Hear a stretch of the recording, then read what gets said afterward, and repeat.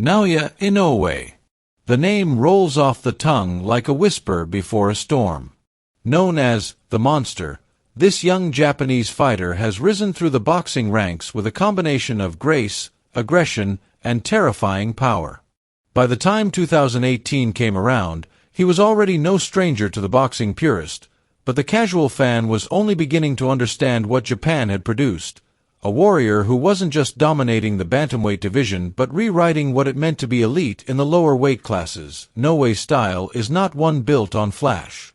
He doesn't taunt, doesn't over-celebrate, and doesn't waste time. His fights often end before the audience has even warmed their seats. There's something machine-like about him in the ring, precise, calculated, and devastating. And yet, beneath that cold efficiency lies a fiery soul, one that fights not just for glory but with pride, legacy, and the intention of uplifting Japanese boxing to a global spotlight.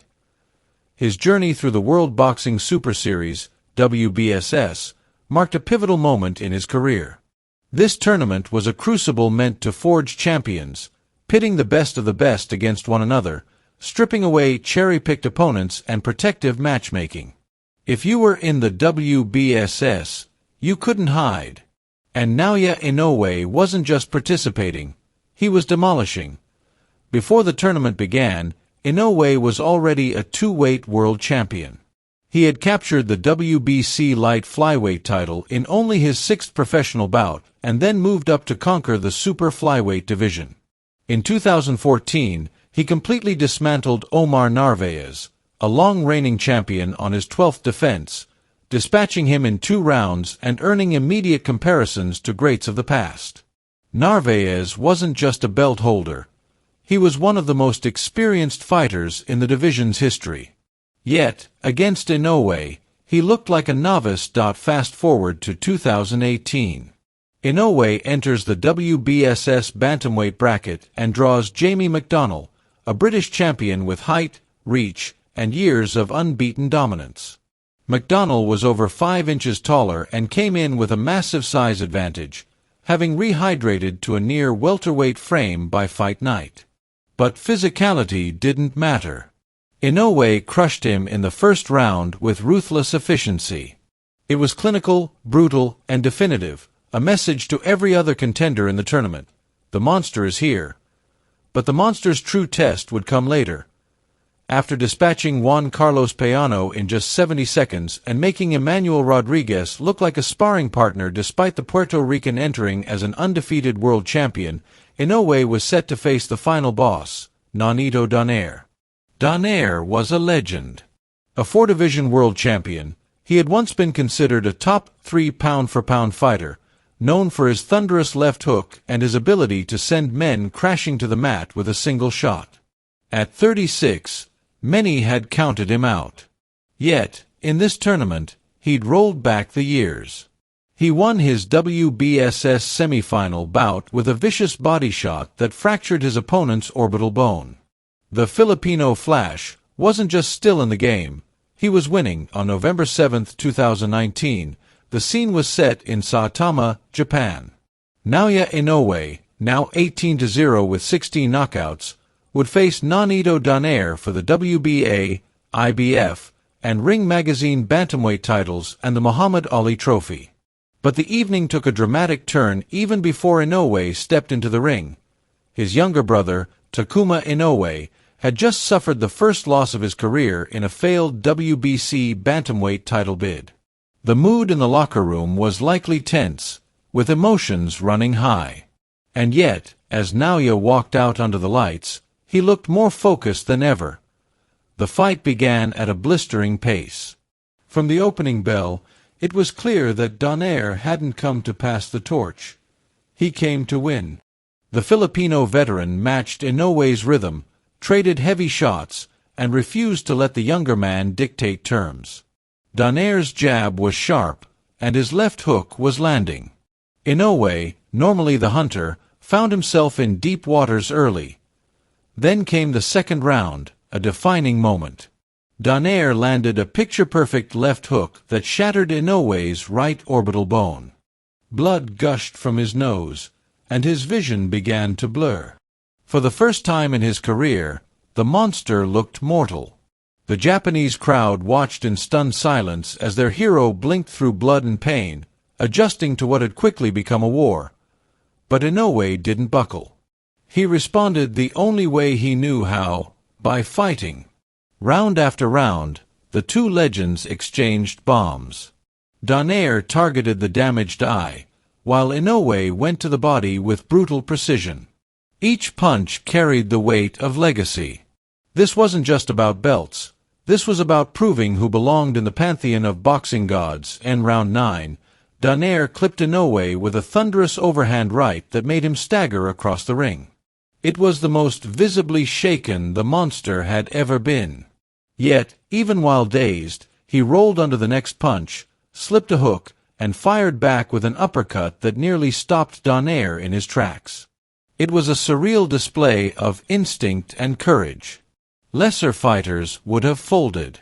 Inoue looked to finish stronger. By the 11th round, the tide had turned. Inoue had weathered Donaire's best and returned with interest.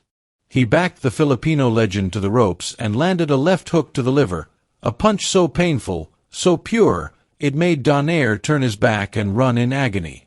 He staggered across the ring, clutching his side, trying not to go down. But he did not quit. He survived the round. The final round was a formality. Both men emptied the tank, and the bell rang to a standing ovation. Bloodied, battered, and exhausted, they embraced in the center of the ring. There was no trash talk, no rivalry, only mutual respect. When the scorecards were read, all three judges had it for Inoue. He was now the unified bantamweight champion, the Muhammad Ali Trophy winner, and the consensus fighter of the year. But perhaps more importantly, he had earned the respect of the entire boxing world. That night, Inoue proved he wasn't just a knockout artist. He was a complete fighter. He could be hurt, he could fight through adversity, and he could adapt. The broken orbital bone, the nosebleed, and the swelling, all were proof of his toughness. And the poise he showed through it all cemented his status as one of the most complete fighters of the modern era. Donaire, despite the loss, gained as much in admiration as Inoue. He had pushed the monster to the edge, given fans a fight for the ages, and reminded everyone why he was a future Hall of Famer. After the decision, Inoue, in a gesture of humility and honor, handed Donaire the Muhammad Ali Trophy, fulfilling a promise Donaire had made to his sons. It was a moment that transcended sport. Two warriors, no bitterness, only admiration. Following the war, Inoue continued his dominance. He recovered from his injuries, sharpened his tools, and defended his unified titles with ease. He made short work of challengers, including Jason Maloney and Michael Dasmariñas. His blend of timing, power, and footwork was simply too much for the rest of the division. And then the inevitable happened. Donaire and Inoue agreed to a rematch in 2022. Donaire, now 39, had reinvented himself once again.